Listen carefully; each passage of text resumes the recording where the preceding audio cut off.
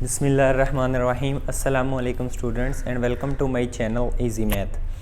Students, आज हम start करेंगे अपना टॉपिक कोसेट से। कोसेट से पहले जो हमने लेक्चर्स बनाए हैं उसमें मैंने आपको सब ग्रुप, साइक्लिक ग्रुप और उस पर लगने वाले कुछ थ्योरम्स बड़े अच्छे तरीके से मैंने आपको करवा दिए थे। आपने उम्मीद है वो वीडियोस देख ली होंगी। आज हम स्टार्ट करने जा रहे हैं कोसेट।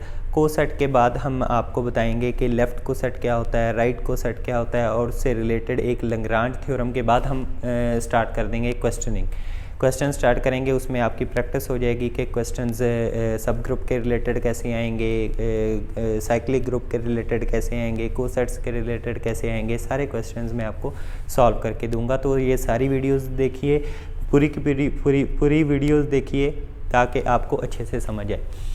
तो सबसे पहले हमने स्टार्ट करना है कोसेट। कोसेट को स्टार्ट करना है, इसकी डेफिनेशन पहले पढ़ते हैं। लेट H बी अ सब group of a group G। किसी एक ग्रुप का कोई सब ग्रुप H हो, लाजमी तौर पर वो सब ग्रुप होना चाहिए, सब ग्रुप होना चाहिए H किसी ग्रुप का।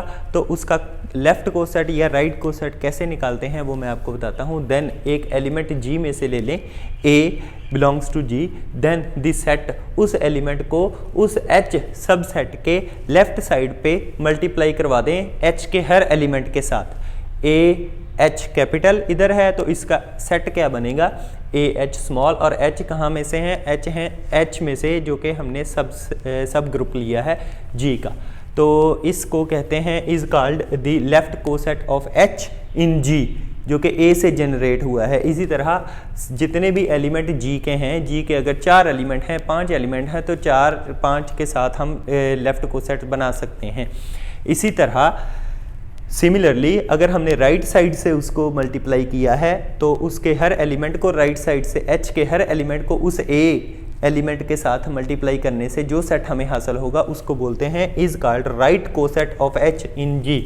ये था मल्टीप्लिकेशन के रिस्पेक्ट से लेफ़्ट कोसेट और राइट कोसेट। अगर उस मल्टीप्लिकेशन की जगह बाइनरी ऑपरेशन आपका एडिशन आ जाए तो आप ज़ाहिर सी बात है जहाँ पर मल्टीप्लिकेशन की है वहाँ पर लेफ़्ट साइड से एडिशन करेंगे और राइट साइड से एडिशन करेंगे तो आपका लेफ़्ट और राइट कोसेट हासिल हो जाएगा। In case of binary operation addition plus the left coset is given by A plus H कर देंगे। जहाँ पर हमने A मल्टीप्लाइड बाय H किया था उधर ही A प्लस H कर देंगे। और वो हासिल कैसे होगा, H के हर एलिमेंट के साथ लेफ्ट साइड पे A को प्लस करते जाना है और जो सेट हासिल होगा उसको बोलते हैं left coset. Similarly right coset भी एडिशन के रिस्पेक्ट से आप निकाल सकते हैं। अब इसकी हम करेंगे एग्जाम्पल के लिए मैंने एक ये ग्रुप लिया है Z6 क्या है, ये है is the group of residue classes under addition modulo 6 की क्लासेस का एडिशन के रिस्पेक्ट से ये एक ग्रुप है। इसमें एलिमेंट है 0, class 1, class 2, class 3, 4 and 5 classes के इसमें एलिमेंट्स हैं, 6 एलिमेंट्स हैं। एक सब ग्रुप लिया है H 0, 2 और 4 क्लासेस का, इसमें 3 एलिमेंट हैं। तो हमने इसके ट्राई करना है कि एडिशन के रिस्पेक्ट से पूरे लेफ़्ट कोसेट से इसके तमाम निकालने की ट्राई करनी है। तो लेफ़्ट कोसेट निकालने के लिए हमने ये देखा था कि G का कोई भी एलिमेंट उठाएं उसको H के साथ लेफ़्ट से प्लस करते जाएं। अगर एडिशन के रिस्पेक्ट से करना है तो प्लस करते जाएं, जो सेट हासिल होगा आपका वो लेफ़्ट कोसेट होगा। इसी तरह दूसरा एलिमेंट, तीसरा, चौथा, पाँचवा, छठा, सारे के सारे एलिमेंट्स का आप कोसेट्स बना सकते हैं। तो मैंने फर्स्ट ऑफ ऑल 0 उठाया, 0 को H के साथ लेफ्ट साइड पे प्लस किया तो 0 प्लस इसके एलिमेंट के साथ प्लस करते हैं, 0 प्लस 0 0, 0 प्लस 2 2, 0 प्लस 4 4, और ये बजाते खुद H बन गया जो कि था। सिमिलरली 1 को उठाएं, 1 प्लस H करना है तो 1 प्लस 0, ये H है, ये 1 इसका एलिमेंट है G का, यानी कि जो हमारा ग्रुप था Z का। तो 1 प्लस 0 1 ही होता है तो ये 1 आ गया, 1 प्लस 2 3 आ गया, 1 प्लस 4 5 आ गया। ये सेट बन गया 1, 3 और 5 क्लासेस का। नेक्स्ट हमने उठाना है 2 को जब उठाएंगे तो 2 प्लस 0 2, 2 प्लस 2 4 और 2 + 4 ये आता है 6। मॉड्यूलो 6 में ये होता है कि अगर आपका 6 या 6 के अपर चला जाए आपकी एडिशन, तो आप उसको 6 से डिवाइड करते हैं। तो जैसा कि आप जानते हैं कि ये 2 है और ये 4 है, इसको जब ऐड किया तो आया आंसर 6। अब 6 को हमने मॉड्यूलो 6 के सेट में लिखना है, तो उसको 6 से डिवाइड करेंगे। 6 को 6 से डिवाइड किया तो रिमाइंडर हमारे पास क्या बचता है 0, तो इसका मतलब है यहाँ पर आ जाएगा 0। क्लियर। नेक्स्ट हमने 3 को इसी तरह उठाया, उसके एलिमेंट ये बन गए। 4 को उठाया, उसके एलिमेंट ये बन गए। 5 को उठाया, उसको ऐड किया तो उसके एलिमेंट ये बन गए। हमने ये देखा कि पहला जब उठाया था वो बचाते खुद h बन गया था, दूसरा ये वाला सेट बना, तीसरा फिर h बन गया, चौथा फिर ये वाला सेट, पांचवा ये वाला h और ये छठा ये वाला सेट। तो हम देख रहे हैं हमने ये तमाम h के लेफ्ट को सेट्स निकाल दिए g में। जी के तमाम एलिमेंट्स को लेफ्ट साइड से हमने प्लस किया तो लेफ्ट को सेट से निकल गए हमारे। तो इसमें ये देखा कि हमारे पास सिर्फ 2, ये देखें, ये H और H और ये और ये सिर्फ 2 किस्म के लेफ्ट को सेट्स बन रहे हैं। ठीक है जी। तो ये हमने लेफ्ट को सेट निकाले तो 6 के 6 एलिमेंट के लेफ्ट को सेट सिर्फ 2 तरह के बन रहे हैं, एक H बजाते खुद और एक 1, 3 और 5 वाला सेट। ये 2 लेफ्ट को सेट्स बन रहे हैं। इसी तरह राइट को सेट भी यही बनेंगे आपके, जिस तरह के आप एडिशन के हिसाब से अगर राइट साइड से इसको प्लस करवाएं तो राइट को सेट भी यही बनेंगे। इसके बाद लेफ्ट को सेट आपको समझ आ गई। मल्टीप्लिकेशन का भी आप ऐसे ही करेंगे, लेफ्ट साइड से मल्टीप्लाई करेंगे। अगर कोई ग्रुप मल्टीप्लिकेशन के हिसाब से ग्रुप और सब ग्रुप है तो उसको लेफ्ट साइड से मल्टीप्लाई करेंगे तो आपके लेफ्ट को सेट, और राइट साइड से करेंगे तो राइट को सेट्स आपको हासिल हो जाएंगे। अब मैं आपको करवाऊंगा नेक्स्ट डेफिनेशन। नेक्स्ट डेफिनेशन आपके पास क्या है जी? को सेट के बाद नेक्स्ट डेफिनेशन है index of a set.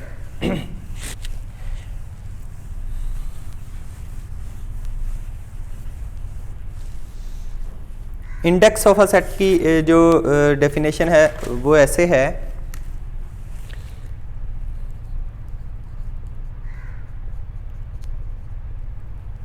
definition: the number of distinct left or right cosets of a subgroup H of a group G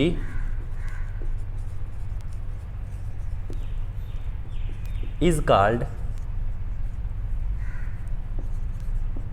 index of H in G। देखिए ये definition है। डेफिनेशन को मैं एक बार फिर रिवाइज कर देता हूँ। The number of distinct, distinct का मतलब होता है मुख्तलिफ, डिफरेंट, अलग-अलग, एक दूसरे से मिलते ना हो। The number of distinct left या फिर राइट कोसेट्स ऑफ अ सब group H of a group G, किसी सब ग्रुप H के जो कि G का सब ग्रुप है उसके डिस्टिंक्ट लेफ्ट या फिर राइट कोसेट्स की तादाद, उसको बोलते हैं index of H in G। For example इसी एग्जांपल को ले लेते हैं। ये हमारा ग्रुप था, ये हमारा सब ग्रुप था। इस सब ग्रुप के हमने लेफ्ट कोसेट्स निकाले तो लेफ्ट कोसेट्स हमारे पास कितने हैं? सिर्फ 2 ही अलग-अलग। ये देखें, ये भी इसके साथ मिलता है, ये इसके साथ मिलता है, तो डिस्टिंक्ट कितने हुए? सिर्फ 2। तो इस सब ग्रुप का इस ग्रुप G6 में इंडेक्स आ गया 2। क्लियरली हमारे पास ये 2 डिस्टिंक्ट लेफ्ट को सेट्स बन रहे हैं, इतने ही राइट को सेट आएंगे, तो इसका इंडेक्स हमारे पास बन गया 2। इसको बोलते हैं जी इंडेक्स ऑफ अ सब ग्रुप इन अ ग्रुप, किसी ग्रुप में किसी सब ग्रुप का इंडेक्स। तो इसके बाद अब एक इंपॉर्टेंट थ्योरम है जिसको बोलते हैं Lagrange theorem.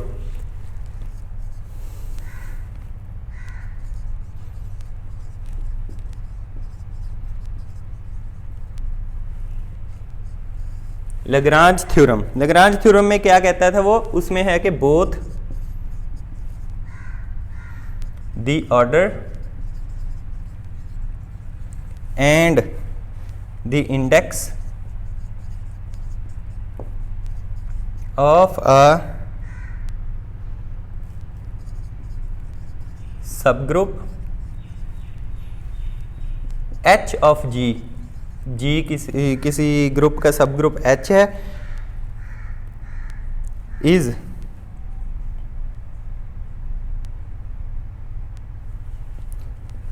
order of a subgroup H of G divides the order of group। अच्छा जी, ये इसकी स्टेटमेंट है जी। इसकी स्टेटमेंट को मैं दोबारा रिवाइज कर देता हूँ। कहता है both order B and the index B of a subgroup, किसी सब ग्रुप का ऑर्डर और किसी सब ग्रुप का इंडेक्स उस ग्रुप के ऑर्डर को हमेशा डिवाइड करेगा। इसी एग्जांपल को दोबारा कंसीडर कर लेते हैं। हमने इधर लिख देता हूं मैं कि index of H is equal to 2 आया। हमने देखा लेफ्ट डिस्टिंक्ट कोसेट्स 2 बने थे और इसका ऑर्डर कितना है, ऑर्डर ऑफ H क्या है, वो 3 है। इसके अंदर जो एलिमेंट्स की तादाद है उसको ऑर्डर कहते हैं। किसी भी ग्रुप का जो एलिमेंट्स की तादाद होती है उसको ऑर्डर कहते हैं। अच्छा, अब इस थ्योरम के मुताबिक बोथ ऑर्डर भी और इंडेक्स भी दोनों उस ग्रुप के ऑर्डर को डिवाइड करेंगे। ग्रुप का ऑर्डर क्या है, ऑर्डर ऑफ G6, वो कितना है 6। अब देखें इंडेक्स भी उसके ऑर्डर को डिवाइड कर रहा है और उसका ऑर्डर भी, सब ग्रुप का ऑर्डर भी उस ग्रुप के ऑर्डर को डिवाइड कर रहा है। तो बाय लाग्रांज थ्योरम हमने ये इस एग्जांपल से भी ये प्रूफ हो रहा है। हर मर्तबा ऐसा ही होगा। वो कह रहा है कि बोथ हमेशा ऑर्डर और इंडेक्स किसी सब ग्रुप का उस ग्रुप के ऑर्डर को लाजमी तौर पर डिवाइड करेंगे।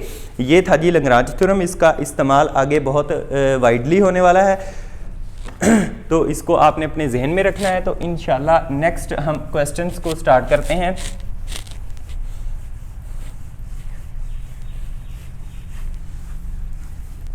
पिछला जो लेक्चर हमने किया था कवर साइक्लिक ग्रुप के ऊपर और सब ग्रुप के ऊपर, वो भी आप लाजमी देखें क्योंकि उसके रिलेटेड क्वेश्चन भी अब आएंगे और उसको भी हम सॉल्व करेंगे ताकि वो भी आपके जहन में रहे।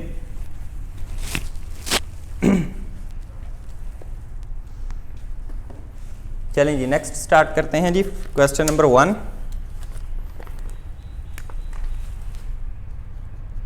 एक्सरसाइज नंबर 2.2, क्वेश्चन नंबर 1,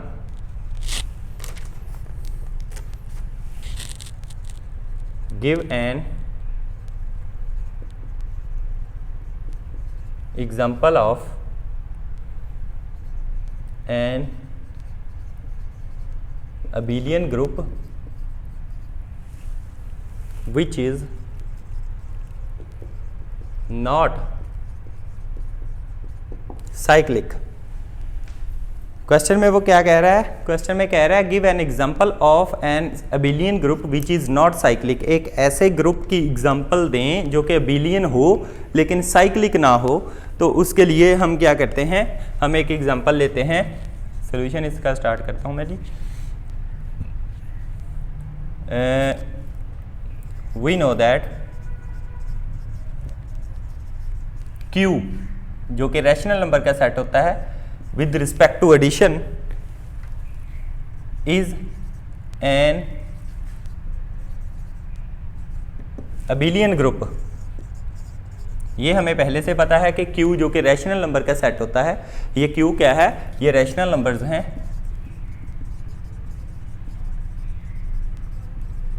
ये रैशनल नंबर्स का सेट है और ये एडिशन के रिस्पेक्ट से abelian ग्रुप होता है। अब हमने ये शो करना है, now we show that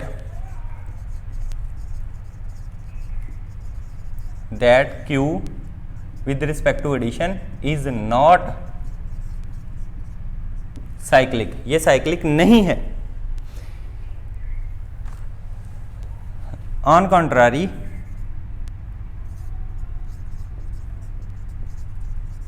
contradiction पे इसको हमने सपोज कर लेते हैं। Suppose Q is cyclic. ये साइक्लिक है तो साइक्लिक ग्रुप अगर कोई भी होता है तो इट मीन्स दैट एडिशन के रिस्पेक्ट से अगर कोई साइक्लिक ग्रुप है तो उसके हर एलिमेंट किसी एक एलिमेंट के इंटीग्रल मल्टीपल में होंगे, एक ही एलिमेंट से जनरेट होंगे। मैंने आपको साइक्लिक ग्रुप की डेफिनेशन बताई, उस साइक्लिक ग्रुप की डेफिनेशन में मैंने बताया कि कोई भी ग्रुप अगर साइक्लिक है तो इट मीन्स दैट वो वाला ग्रुप उस एक एलिमेंट से जनरेट हो रहा होगा। तो अगर Q यहाँ पर साइक्लिक है तो इट मीन्स दैट वो किसी एक एलिमेंट से जनरेट हो रहा होगा। इसका मतलब है वो किसी एक, उसके तमाम एलिमेंट उस एलिमेंट जिससे वो जनरेट हो रहा है उसके इंटीग्रल मल्टीपल में होंगे। तो लेट कर लें साइक्लिक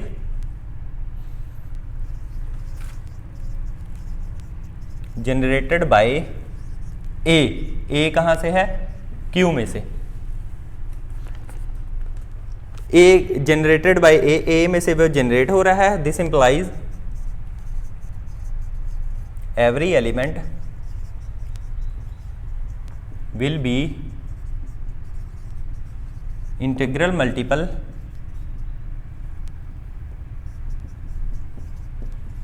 of A का इंटीग्रल मल्टीपल होगा। इंटीग्रल मल्टीपल का मतलब क्या होता है?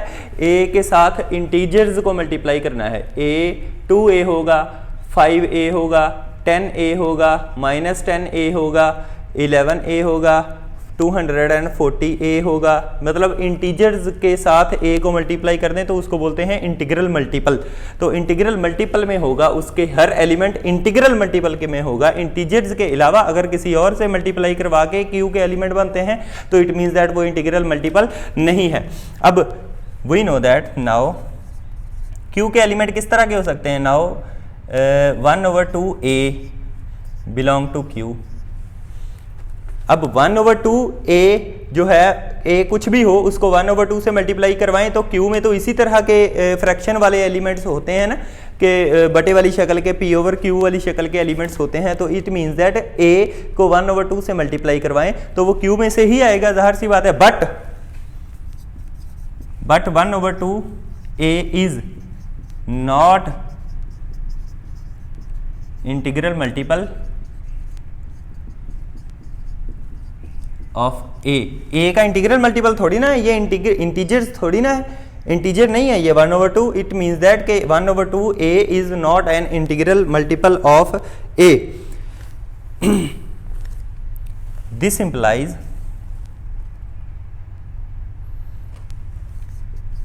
all elements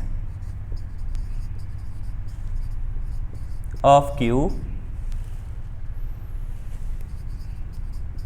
cannot be generated by A से जनरेट नहीं हो सकते।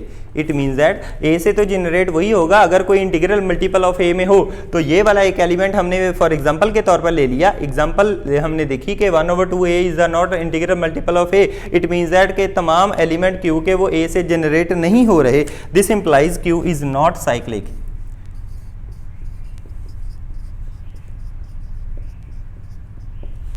Group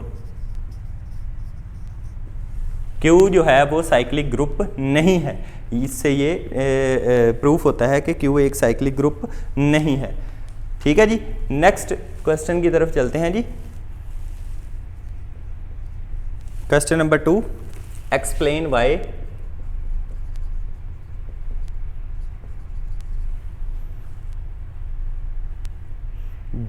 a group of order 47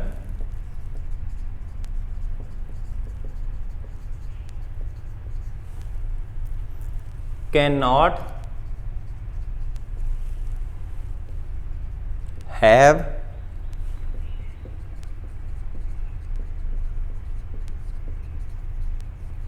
proper subgroups। आपने सबसे पहले ये बताना है कि 47 किसी ग्रुप का अगर ऑर्डर हो तो उसका कोई प्रॉपर सब ग्रुप नहीं हो सकता, ये आपने बताना है। अगर आपने सबसे पहले हम इसका क्या होगा कि इसके पहले सब ग्रुप से निकालेंगे कि सब ग्रुप किस किस ऑर्डर के होंगे, देखेंगे कि उनमें कोई प्रॉपर सब ग्रुप है, अगर नहीं है तो उसकी वजह बताएंगे कि ये क्यों नहीं है। ठीक है जी।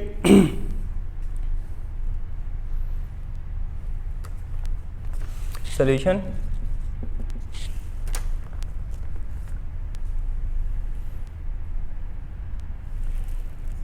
let G be the group of order 47, G एक ऐसा ग्रुप है जिसका ऑर्डर 47 है, देन बाय लैग्रांज थ्योरम।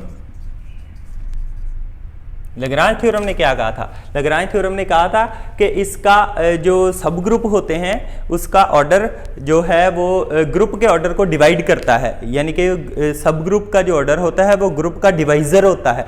तो आप 47 के डिवाइजर निकालें तो 47 के तो सिर्फ 2 डिवाइजर निकलते हैं, 47 का एक डिवाइजर निकलता है 1 और एक 47 बजाते खुद।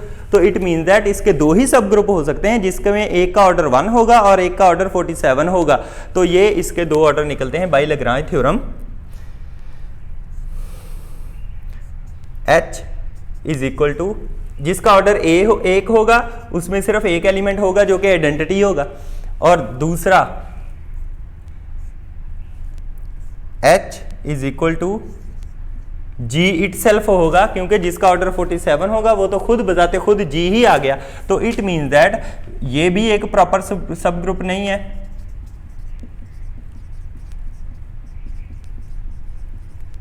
विच इज नॉट प्रॉपर सब ग्रुप, ये भी एक प्रॉपर सब ग्रुप नहीं है। तो इट मीन्स दैट G के ये जो हमने 47 ऑर्डर का G ग्रुप लिया है इसका कोई भी प्रॉपर सब ग्रुप नहीं होगा। This shows that G can not have proper सब ग्रुप। प्रॉपर सब ग्रुप क्या होता है? प्रॉपर सब ग्रुप वो होता है जो आइडेंटिटी और G इटसेल्फ के अलावा अगर कोई सब ग्रुप हो तो उसको प्रॉपर कहते हैं। ये जो है इम्प्रॉपर सब ग्रुप्स हैं, तो प्रॉपर सब ग्रुप G का कोई नहीं हो सकता। लैग्रांज थ्योरम का इस्तेमाल हमने इस क्वेश्चन में देखा। सिमिलरली नेक्स्ट जो क्वेश्चन है question number 3,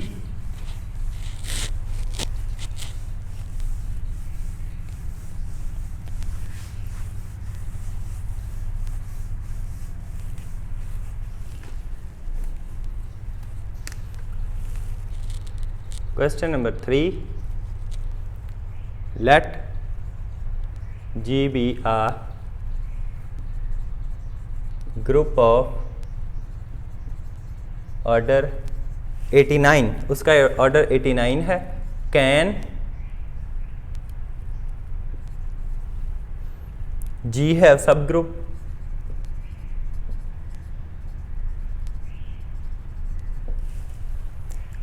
Number 1 of order 24 12, और second of order 24, और third of order 16। G एक ग्रुप है जिसका ऑर्डर 89 है और आपने बताना है G के सब ग्रुप हो सकते हैं 12 ऑर्डर का या 24 ऑर्डर का या 16 ऑर्डर का सब ग्रुप, इन तीनों में से बताना है। अगर 12 का हो सकता है, 24 ऑर्डर का कोई सब ग्रुप हो सकता है या 16 ऑर्डर का कोई सब ग्रुप हो सकता है, तो उसको बताएं। Solution bye Lagrange theorem, same वही चीज हमने इस पर ऐड करनी है।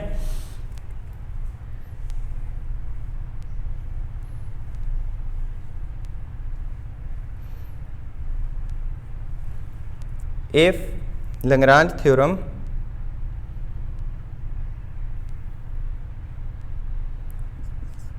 if G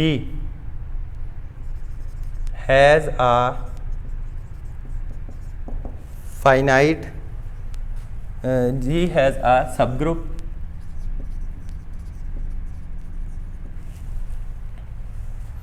then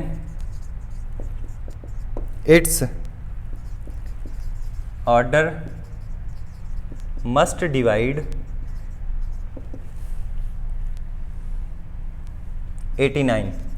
अगर G का कोई सब ग्रुप है तो उस सब ग्रुप का ऑर्डर मस्ट 89 को डिवाइड करना चाहिए। ये इसकी लैग्रांज थ्योरम की स्टेटमेंट थी कि अगर कोई ऑर्डर है, सब ग्रुप का ऑर्डर उस ग्रुप के ऑर्डर को लाजमी डिवाइड करता है।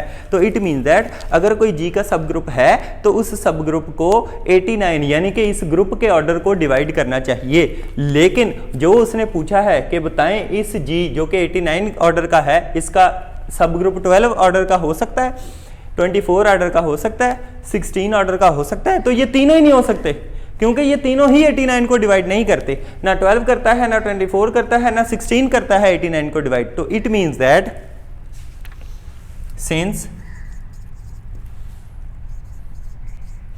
None of 12b, 16b and 24b divide 89, क्योंकि इन तीनों में से कोई भी 89 को डिवाइड नहीं करता, सो G cannot have a subgroup of order 12 या 16 या 24। इन तीनों ऑर्डर्स का कोई भी जी का सब ग्रुप नहीं हो सकता। ये हमने क्वेश्चन किस हिसाब से, उसी हिसाब से लैग्रांज थ्योरम के हिसाब से हमने प्रूफ किया।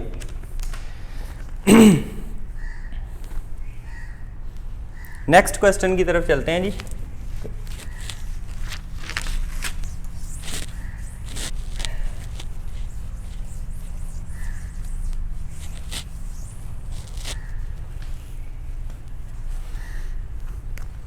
Question number 4,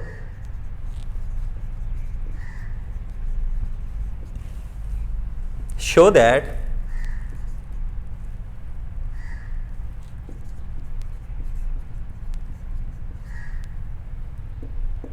an infinite cyclic group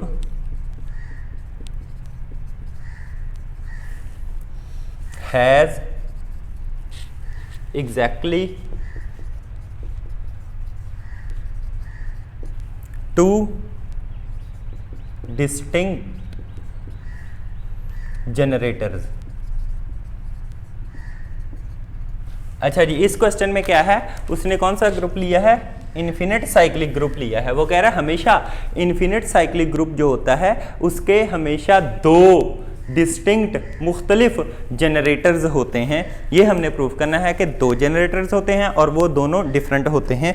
ये हम प्रूव करेंगे। इसके लिए सोल्यूशन स्टार्ट करते हैं जी। सोल्यूशन, लेट जी एक साइक्लिक ग्रुप है जिसको हम इस तरह रिप्रेजेंट करते हैं, और अगर इन्फिनिट साइक्लिक ग्रुप हो तो सिर्फ इस तरह रिप्रेजेंट करते हैं क्योंकि उसका ऑर्डर एग्जिस्ट नहीं करता। Be an infinite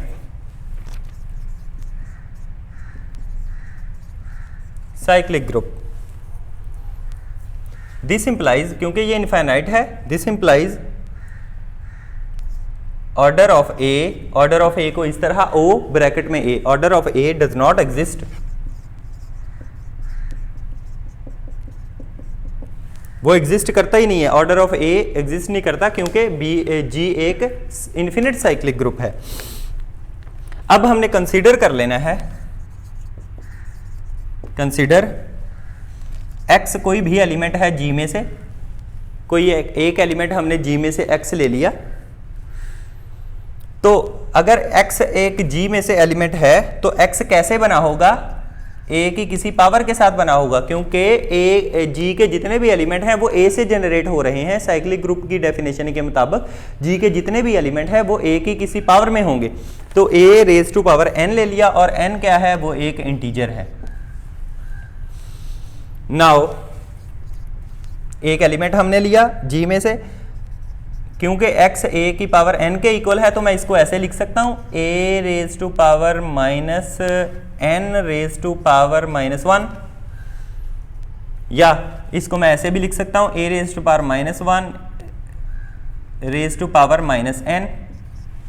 a raise to power n था तो a raise to power minus 1 raise to power minus n। तो it means that this implies, इसका मतलब ये हुआ कि माइनस ए इनवर्स, ये ए इनवर्स हुआ ना, ब्रैकेट के अंदर जो चीज़ है ये ए इनवर्स है, ए इनवर्स की पावर माइनस एन से भी x जनरेट हो रहा है। इट मीन्स दैट यहां पर a की पावर n से भी x जनरेट हुआ था, तो a raise to power minus n से भी x जनरेट हो गया। It means that a raise to power minus 1 यानी कि a इनवर्स भी इसका जनरेटर हुआ। इधर हमने क्या कहा था, इधर हमने कहा था कि a के साथ जनरेट हो रहा है, एक और जनरेटर निकल आया। This implies a inverse is also generator of G. दूसरा जनरेटर हमारे पास आ गया, एक A और एक A इनवर्स। तो अब हमने इनको करना है प्रूफ कि ये दोनों डिस्टिंक्ट हैं, मुख्तलिफ हैं। तो इसके लिए कंट्राडिक्शन यूज करेंगे, हम लेट कर लेंगे कि ये दोनों इक्वल हैं, तो एंड पे जाके एक कंट्राडिक्शन दे देंगे तो प्रूफ हो जाएगा कि ये दोनों इक्वल नहीं हैं। Now let on contrary that A and A inverse दोनों इक्वल हैं। अगर A और A इनवर्स दोनों इक्वल हैं तो लेफ्ट साइड से A को मल्टीप्लाई करवाएं, A into A is equal to A into A inverse, ये A स्क्वायर हो गया और ये क्या आ गया, आइडेंटिटी। तो A square is equal to identity का मतलब, इसका मतलब है ऑर्डर ऑफ एलिमेंट की डेफिनेशन के मुताबिक A का ऑर्डर क्या निकला है, 2। Order of A is equal to 2, but हम ऊपर कह के आए कि ऑर्डर ऑफ ए तो एग्जिस्ट ही नहीं करता, इसका मतलब ये कॉन्ट्राडिक्शन आ गई। इज आ कॉन्ट्राडिक्शन, तो जिस चीज पे कॉन्ट्राडिक्शन आई, A is equal to A inverse पे कॉन्ट्राडिक्शन आई, तो इसका मतलब ए और ए इनवर्स आपस में इक्वल नहीं है। तो ये भी प्रूफ हो गया कि ये दोनों डिस्टिंक्ट हैं।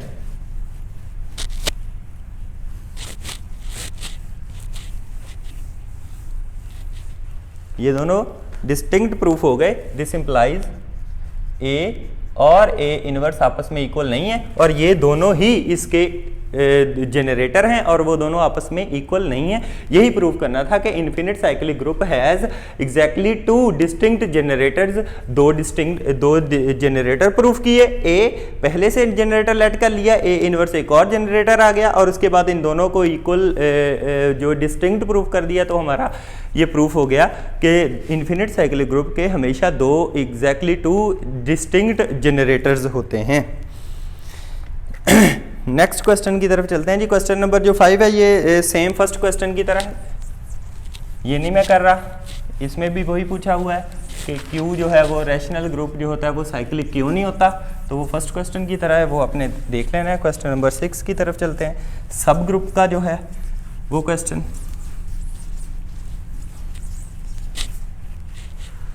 Question number 6,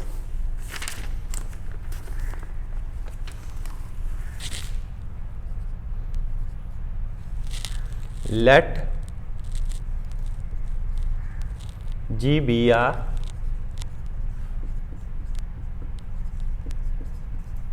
cyclic group of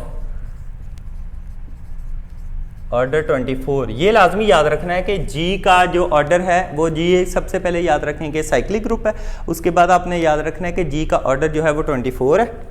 ये दिया हुआ है जनरेटेड बाय ए, एक एलिमेंट है ए, उसके साथ ये जनरेट हो रहा है। Find the orders of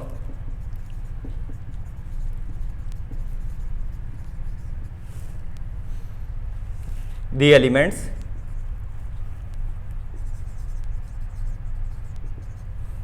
number 1 ई का आपने ऑर्डर फाइंड आउट करना है। नंबर 2 ए पावर 9 का ऑर्डर फाइंड आउट करना है। नंबर 3 थर्ड नंबर पे है ए पावर 10 का आपने ऑर्डर फाइंड आउट करना है। सबसे पहले जी आए क्वेश्चन पार्ट नंबर 1 को सॉल्व करते हैं, ई का ऑर्डर फाइंड आउट करते हैं। तो सबसे पहले आपने देखना है कि ई ऑर्डर ऑफ एन एलिमेंट क्या होता है। ऑर्डर ऑफ एन एलिमेंट मैं आपको दोबारा बता देता हूँ। ऑर्डर ऑफ एन एलिमेंट का मतलब होता है उस एलिमेंट की पावर अगर एन ले लें और वो ई आ जाए, दिस इंप्लाइज उस एलिमेंट का ऑर्डर जो है वो एन आ गया। क्लियर? यानी कि किसी भी एलिमेंट की पावर n ले लें, अगर किसी एलिमेंट की पावर 2 आ जाए और वो e आ जाए, आइडेंटिटी आ जाए, किसी पावर की एलिमेंट 2 लेने से आइडेंटिटी आ जाए तो ऑर्डर ऑफ ए क्या आ गया 2। अगर वो 3 आ जाए, 3 से आइडेंटिटी आ रहा है तो ऑर्डर ऑफ एलिमेंट आ गया 3। अगर 4 से आइडेंटिटी आ रहा है तो ऑर्डर ऑफ एलिमेंट आ गया 4। सिमिलरली इसी तरह अगर n से आइडेंटिटी आ रहा है तो ऑर्डर ऑफ एलिमेंट आ गया n। क्लियर? अच्छा, अब e किस हिसाब से आ रहा है? e we know that e का ऑर्डर फाइंड आउट करना है तो e की पावर अगर मैं 1 ले लूं तब भी e आता है, e की पावर अगर 2 ले लूं तब भी e आता है, e की पावर अगर 3 ले लूं तब भी e आता है। लेकिन इसमें से लीस्ट पॉजिटिव इंटीजर लेना होता है। लीस्ट पॉजिटिव इंटीजर वो होता है ऑर्डर ऑफ दैट एलिमेंट। तो लीस्ट पॉजिटिव इंटीजर इनमें से कौन सा आता है? 1। So this implies order of e is equal to 1। Second part की तरफ चलते हैं जी। सेकंड पार्ट में उसने कहा हुआ है कि order of a raise to power 9 आपने फाइंड आउट करना है।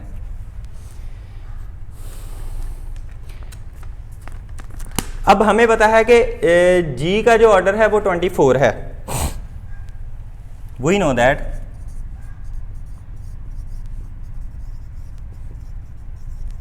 Order of g is 24। इसका मतलब क्या होगा? इसका मतलब ये होगा कि a raise to power 24 is equal to E होगा। a raise to power 24 is equal to E. Order g एक साइक्लिक ग्रुप है, तो साइक्लिक ग्रुप के अंदर अगर किसी साइक्लिक ग्रुप का ऑर्डर 24 है तो उसका एलिमेंट का ऑर्डर भी, ज़्यादा से ज़्यादा एलिमेंट का ऑर्डर भी लीस्ट पॉजिटिव इंटीजर जो a raise to power 24 is equal to E होगा। तो अब हमने फाइंड आउट करना है a रेज टू पावर 9 का। a रेज टू पावर 9 के लेट कर लेते हैं, let order of a raise to power 9 is equal to m। हमने order of a raise to power 9 जो है वो m लेट कर लिया। ठीक है जी। तो अगर order of a raise to power 9 is equal to m है तो इसका मतलब a रेज टू पावर 9 की पावर अगर m लूं तो e आना चाहिए ऑर्डर ऑफ किसी एलिमेंट की डेफिनेशन के मुताबिक। तो इसको मैं अगर a raise to power 9m लिख दूं इज इक्वल टू e तो कोई मजाक नहीं होगा। अब इस इक्वेशन को प्रूफ करने के लिए या इस इक्वेशन को सेटिस्फाई करने के लिए m की बहुत सारी वैल्यूज आती हैं। इसके मुताबिक a रेज टू पावर 24 के मुताबिक अगर मैं m की वैल्यू 8 ले लूं, let m is equal to 8। अगर मैं m की वैल्यू 8 ले लूं तो 9 मल्टीप्लाइड बाई 8 क्या बन जाएगा? a raise to power 72। अब 72 को अगर मैं लिखूं इस तरह a raise to power 24 raise to power 3, तो इसको मैं a रेज टू पावर 24 हमने क्या कहा है? वो आइडेंटिटी होता है साइक्लिक ग्रुप के मुताबिक। तो e की पावर 3 आ गया तो e आ गया। So order of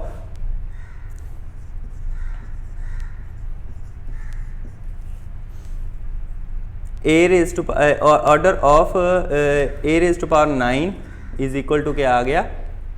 8। m की power is equal to order, ये देखें ना, order of a raise to power 9 is equal to m था, तो m की वैल्यू हमारे पास 8 रखने से ही ये आइडेंटिटी आ रहा है। तो order of a raise to power 9 is equal to 8 आ गया। सिमिलरली नेक्स्ट थर्ड पार्ट में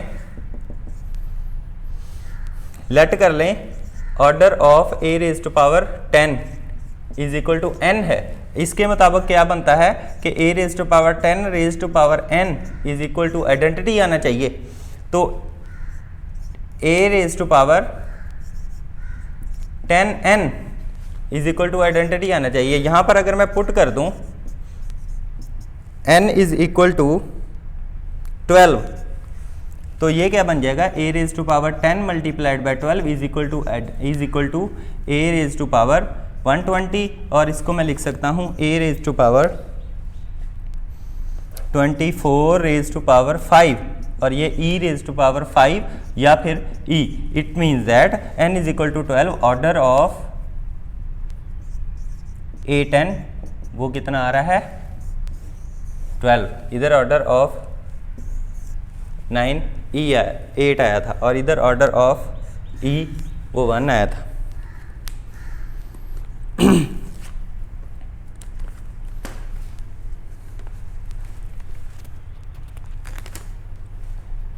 जी तो स्टूडेंट्स आपने देखा हमने साइक्लिक ग्रुप, सब ग्रुप और कोसेट और लैग्रांज थ्योरम की एप्लीकेशंस हमने कुछ क्वेश्चंस किए। नेक्स्ट क्वेश्चन इंशाल्लाह नेक्स्ट वीडियो में, तब तक आप ये वीडियोस देखें और इसको अच्छे से समझें। चैनल को सब्सक्राइब करें और लाइक करके मुझे कमेंट्स में फीडबैक लाजमी दीजिए। इंशाल्लाह नेक्स्ट मिलते हैं अगली वीडियो के साथ, तब तक के लिए अल्लाह हाफिज़।